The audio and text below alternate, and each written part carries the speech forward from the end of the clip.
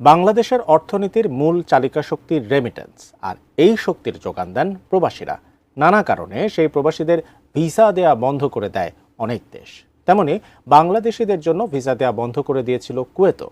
সেই কুয়েতের ভিসা নিয়েই এবার সুখবর দিলেন উপদেষ্টা আসিফ মাহমুদ সজীব ভুঁইয়া।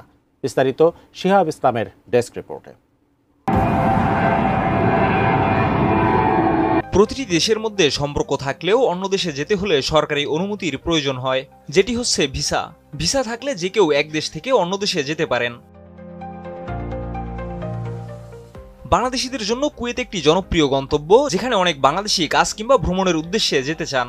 তবে করোনা মহামারীর পর থেকে বাংলাদেশিদের জন্য কুয়েত সহ অনেক দেশের ভিসা সাময়িকভাবে বন্ধ ছিল। তবে এখন কুয়েতের ভিসা আবারও চালু হয়েছে এবং বিশেষ অনুমতি ছাড়াই ভিসা পাবেন বাংলাদেশিরা।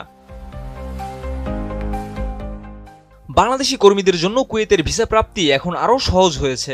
বিশেষ কোনো অনুমতি ছাড়াই কুয়েতের কর্মসংস্থান ভিসা পাচ্ছেন বাংলাদেশিরা। এমনই এক সুখবর জানালেন স্থানীয় সরকার, পল্লী উন্নয়ন ও সমবায় এবং যুব ও ক্রীড়া মন্ত্রণালয়ের উপদেষ্টা আসিফ মাহমুদ সজীব ভুঁইয়া। টানা সপ্তমবারের মতো বেস্ট টিস্যু পেপার ব্র্যান্ড হিসেবে স্বীকৃতি পেয়েছে বসুন্ধরা টিস্যু। উপদেষ্টা আসিফ মাহমুদ তার ভেরিফাইড ফেসবুক পেজে এক পোস্টে জানান, সম্প্রতি কুয়েতের রাষ্ট্রদূত মেজর জেনারেল সৈয়দ হোসেন তাকে এ তথ্য নিশ্চিত করেছেন। রাষ্ট্রদূতের বরাত দিয়ে উপদেষ্টা জানান, গত এক সপ্তাহ ধরেই বাংলাদেশিরা কুয়েতের ভিসা পাচ্ছেন কোনো বিশেষ অনুমতি ছাড়াই। তবে এ বিষয়ে আনুষ্ঠানিক ঘোষণা এখনো আসেনি।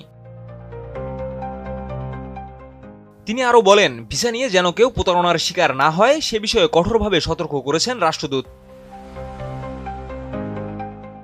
এদিকে আরেকটি গুরুত্বপূর্ণ বিষয়ে সিদ্ধান্ত নিয়েছে বাংলাদেশ ব্যাংক। তফসিলি ব্যাংকগুলোর অনিয়ম বন্ধে এবার নির্ধারণ করে দেওয়া হয়েছে পাসপোর্ট এন্ডোর্সমেন্ট ফি।